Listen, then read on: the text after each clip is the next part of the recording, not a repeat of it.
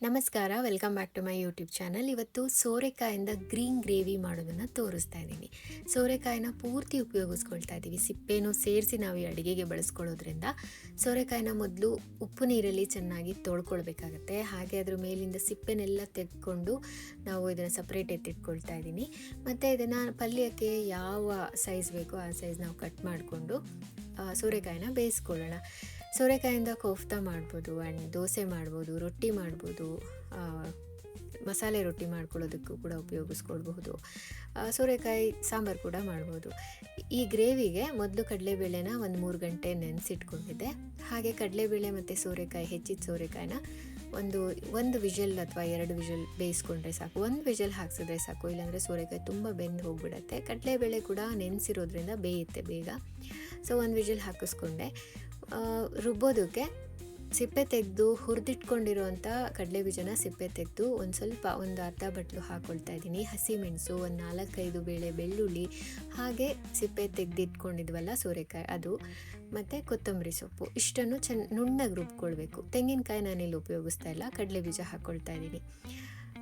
ಚೆನ್ನಾಗಿ ರುಬ್ಕೊಂಡು ಒಂದು ಚಿಕ್ಕದಾಗಿ ಒಗ್ಗರಣೆ ಮಾಡ್ಕೊಳ್ಬೇಕು. 1-2 ಟೇಬಲ್ ಸ್ಪೂನ್ ಎಣ್ಣೆ ಹಾಕಿ ಅದಕ್ಕೆ ಸಾಸಿವೆ, ಜೀರಿಗೆ, ಇಂಗು ಬೇಕಿದ್ರೆ ಹಾಕ್ಕೊಳ್ಬೋದು. ಮತ್ತು ಕೆಂಪು ಮೆಣಸಿನ್ಕಾಯಿ, ಬ್ಯಾಡಗಿ ಮೆಣಸಿನ್ಕಾಯಿ ಕೂಡ ನೀವು ಸೇರಿಸ್ಕೊಳ್ಬೋದು ಬೇಕಿದ್ರೆ. ಕರಿಬೇವು ಹಾಕ್ಕೊಂಡೆ. ಮತ್ತು ಬೇಯಿಸಿರುವಂಥ ಸೋರೆಕಾಯಿ, ಕಡಲೆಬೇಳೆ ನೋಡಿ ಚೆನ್ನಾಗಿ ಬೆಂದಿದೆ. ನಾನಿಲ್ಲಿ 2-3 ವಿಷಲ್ ಹಾಕಿಸ್ಬಿಟ್ಟೆ, ಸೊ ತುಂಬ ಬೆಂದ್ಬಿಡ್ತು. ನೀವು ಬರೀ 1 ವಿಷಲ್ ಹಾಕಿಸಿದ್ರೆ ಸಾಕು.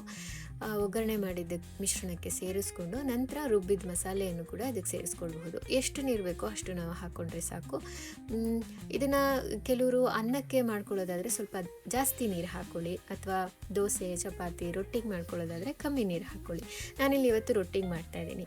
ರುಚಿಗೆ ತಕ್ಕಷ್ಟು ಉಪ್ಪು ಮತ್ತು ಬೇಕಿದ್ದರೆ 1/2 ಟೀ ಸ್ಪೂನಷ್ಟು ಸಕ್ಕರೆಯನ್ನು ಸೇರಿಸ್ಕೊಳ್ಬೋದು.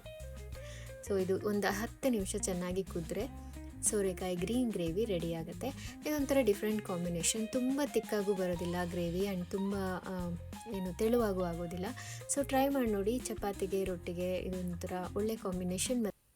ನಾನಿಲ್ಲಿ ರೊಟ್ಟಿ ಮಾಡ್ತಾಯಿದ್ದೀನಿ, ಅಕ್ಕಿ ರೊಟ್ಟಿ. ನಮ್ಮ ಮನೆಯಲ್ಲಿ ಕೆಂಪು ಅಕ್ಕಿ ರೊಟ್ಟಿ ಮಾಡ್ತೀವಿ ಸಾಮಾನ್ಯವಾಗಿ. ಕೆಂಪು ಅಕ್ಕಿನೇ ಹಿಟ್ಟು ಮಾಡಿಸ್ಕೊಂಡ್ಬಿಟ್ಟು ರೊಟ್ಟಿ ಮಾಡೋದು. ಹಾಗಾಗಿ ಅಕ್ಕಿ ರೊಟ್ಟಿ ಈ ಕೆಂಪು ಕಾಣಿಸ್ತಾ ಇದೆ ಅಷ್ಟೇ. ಸೊ ಇವತ್ತು ಅಕ್ಕಿ ರೊಟ್ಟಿ ಜೊತೆ ಸೋರೆಕಾಯಿ ಗ್ರೇವಿ ಮಾಡ್ಕೊಂಡಿದ್ವಿ, ಆ್ಯಂಡ್ ಇದಕ್ಕೆ ತುಪ್ಪ, ಬೆಣ್ಣೆ ಕಾಂಬಿನೇಷನ್ ತುಂಬ ಚೆನ್ನಾಗಿರುತ್ತೆ. ಸೊ ನೀವು ಟ್ರೈ ಮಾಡಿ, ಆ್ಯಂಡ್ ರೆಸಿಪಿ ಹೇಗಿತ್ತು ಅಂತ ಹೇಳಿ. ಆಲ್ಸೋ ನನ್ನ ರೆಸಿಪೀಸ್ ನಿಮ್ಗೆ ಇಷ್ಟ ಆಗ್ತಾಯಿದ್ರೆ ನನ್ನ ಚಾನಲ್ಗೆ ನಿಮ್ಮ ಸಪೋರ್ಟ್ ತುಂಬ ಅಗತ್ಯ. ಸೊ ದಯವಿಟ್ಟು ಚಾನಲ್ ಸಬ್ಸ್ಕ್ರೈಬ್ ಮಾಡ್ಕೊಳ್ಳೋದ್ರ ಮೂಲಕ ನಮಗೆ ಸಪೋರ್ಟ್ ಮಾಡಿ ಅಂತ ಕೇಳ್ಕೊಳ್ತೀವಿ. ಮತ್ತಷ್ಟು ರೆಸಿಪೀಸ್ನ ನಿಮ್ಮೊಟ್ಟಿಗೆ ಶೇರ್ ಮಾಡ್ಕೊಳ್ತೀನಿ. Thanks for watching. Keep watching my YouTube channel.